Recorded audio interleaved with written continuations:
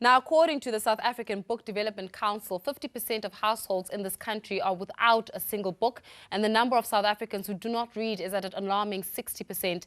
Now, this week marked National Book Week, and this morning, really, we speak on the importance of developing a reading culture and how a society that reads can contribute to the development of the nation. Joining us for this discussion, we've got Professor Ralebipi Simela, and as well as the CEO of the National Library of South Africa, that is who she is, as well as Tebogo, who is the founder of the largest reading club in Southern Africa, Read a Book Essay. And of course, we do invite you at home to participate in conversation with us this morning by simply giving us a call on 011537 9337 or 9338. Also remember, you may join us for commentary on Facebook as well as Twitter. Lady and gent, thank you so much for joining us this morning. Good morning. Good morning. And Professor, perhaps we should start off with you. I mean, really developing this whole notion of a culture of reading. But many may say that perhaps in South Africa, the actual infrastructure element of it is what is lacking, preventing the access of those libraries as well as the access to books.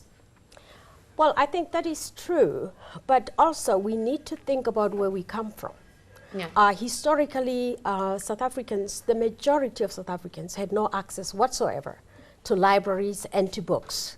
This is only in our democratic South Africa where this whole world is now becoming available to every South African. Yeah. So as a national librarian, part of my responsibility is to ensure that we provide the library infrastructure and content and provide free access to this resource. But how far are we regarding the actual development of infrastructure, particularly in making accessible libraries in the rural areas? I think we have made good strides, given the fact that 80% of South Africans had absolutely no library in their neighborhood. I grew up in a neighborhood where I had never seen a library until I went to college, university. So the majority of South Africans are still facing that kind of a situation. However, the Department of Arts and Culture has, in the past few years, really made a commitment to make sure that we have community libraries built, and those libraries that are existing that were not really well, working very well, have been given the resources to be refurbished to, there has been about 60 brand new libraries that have been built in the last 3 to 4 years. And in the coming 5 years, we have about 65 new libraries that are coming up. And this year alone, yes, that will be built. This year alone, there'll be 9 brand new libraries that will be opened. Is that now throughout South Africa? Throughout South Africa, in the 9 provinces. All right, yes. Well, now this is exactly where we can bring you into conversation, Tebogo, regarding you can have the infrastructure, you can have the resources, but you cannot make people read unless they want to. So then, particularly amongst young people, 60%, the stats are actually alarming. How do we then encourage this culture of reading? Well, it's very important for us to, approach it in a dynamic form.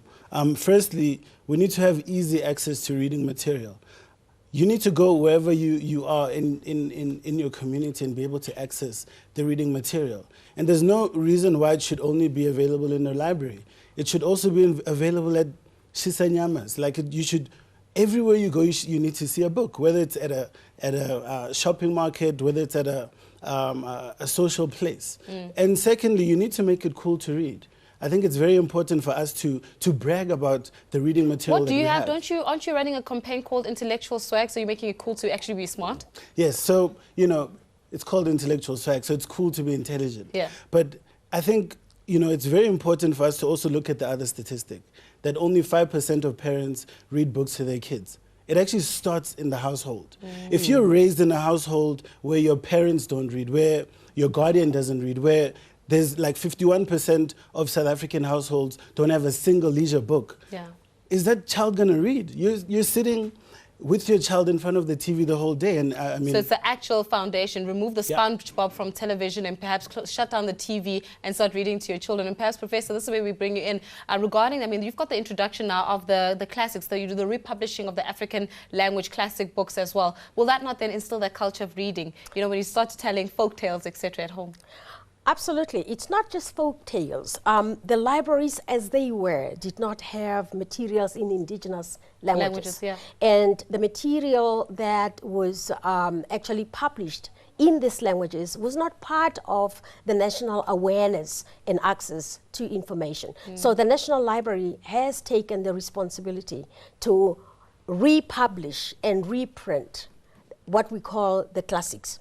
We have about 77 titles that have been selected through that program, and it has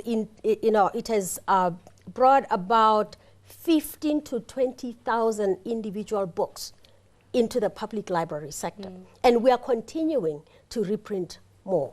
All right, so then how would you tackle that when it comes to the youth market back again, to instill that culture of reading? We've got technology that is taking over, so people now want to get a hold of ebooks, right? Not necessarily actually reading and getting a book to read. Are we finding that we're making that access to that sort of information available to that resources a bit more difficult with our limited sort of Wi-Fi connections, etc. broadband? Yes, I think in terms of the ebook technology, it's not really taking off in South Africa. People still prefer the hard copy book. But I actually wanted to go back to the idea of how do we spread a culture of reading. I think it's also important for us to emphasize the fact that young South Africans have an issue with how the recreational activities that are available in townships. There's not enough recreational activities available. So what do they turn to? They turn to gambling, they turn to smoking, and then you develop a culture where the young person doesn't do personal development in their spare time. And reading books is seen as something that is a chore. You do it because you have to. You have to read a book because you want the information, because you're curious about the information, because you want to be a better you.